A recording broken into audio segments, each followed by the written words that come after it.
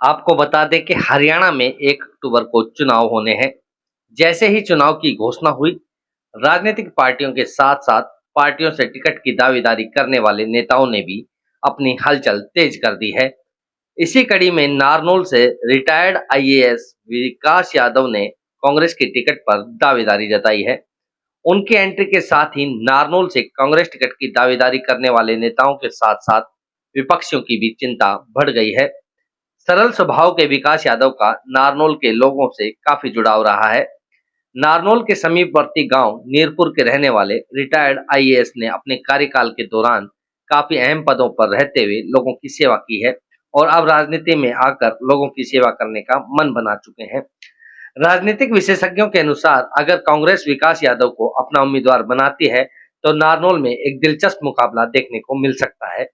पत्रकारों से बातचीत करते हुए रिटायर्ड आईएएस विकास यादव ने कहा कि आखिर क्यों वह रिटायरमेंट के बाद राजनीति में आए और अगर उन्हें मौका मिलता है तो किस तरह से क्षेत्र के विकास के लिए कार्य करेंगे। मुद्दे भी होंगे कन्फाइंड टू कॉन्स्टिट्यूंसी और बड़े बड़े जो हैं मैनिफेस्टो होगा उस पर भी रहेगा। मनरेगा माइक्रो इरिगेशन की स्कीम थी। मनरेगा से नहीं, मनरेगा नहीं, मैं वो नहीं, इरिगेशन की जो स्कीम है माइक्रो इरिगेशन की वो नहीं इम्प्लीमेंट हो पाई। देखो, जहां तक आप मेरे से पूछ रहे हो, मेरे तो मैं बड़ा खुली किताब हूँ, आप कहीं भी पता कर लो, मेरी बेदाग छवि रही है। पार्टी लेवल में भी ठीक है सारे कैंडिडेट, ऐसी कोई दिक्कत आएगी। जब एक गवर्नमेंट जब आएगी तो आपको बिल्कुल इसका डिफरेंस जमीनी इम्प्लीमेंटेशन की, जैसे आपका प्रॉपर्टी आइडिया कितनी दिक्कत आई है लोगों को, कौशल विकास है इसमें दिक्कत आई है। अच्छा, रेगुलर भर्ती कम हुई है, आपके डिपार्टमेंट्स खत्म हुए हैं, तो एम्प्लॉयमेंट तो वैसे ही कम हो। जो मैटर कोर्ट में वो तो विचाराधीन है, वो जब तक आप उस पर नहीं होते तो कर ही नहीं सकते। विचाराधीन मैटर को आप गिल्टी थोड़ी ना मान सकते। मैंने आपको बता दिया यहाँ की पानी की प्रॉब्लम है, इरिगेशन के भी है, पीने के पानी की भी है, ड्रेनेज की भी है। सबसे बड़ा मुद्दा तो पानी का है।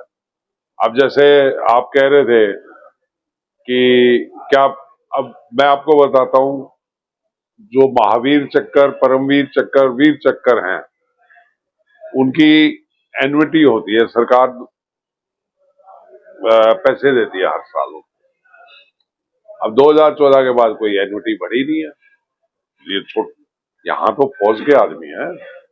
मैं पूरी कोशिश करूंगा और बेटर रिजल्ट्स दूंगा, ये मैं गारंटी देके कह सकता। चाहे मेरे को जितने मर्जी चक्कर काटने पड़े। 2014 से पहले बहुत 2014 के बाद तो बीजेपी आ गई। 2014 में अच्छी भागीदारी रही है।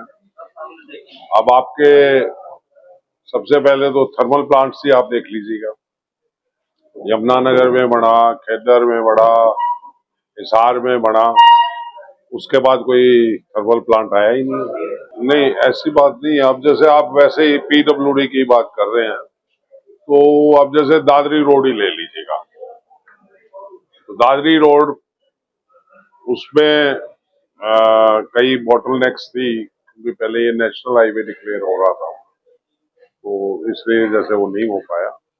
अदरवाइज काम तो हुए हैं बीएनआर में।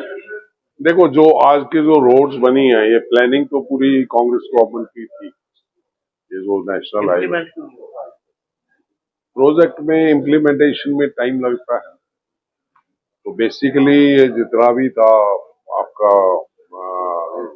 रोड मैप है, तो कांग्रेस का ही तैयार था। ये बीकानेर जो प्रोजेक्ट है, ये भी कागजों में तो रेवाड़ जो अपने रेवाड़ी नारनौल से तो शुरू होना ही था।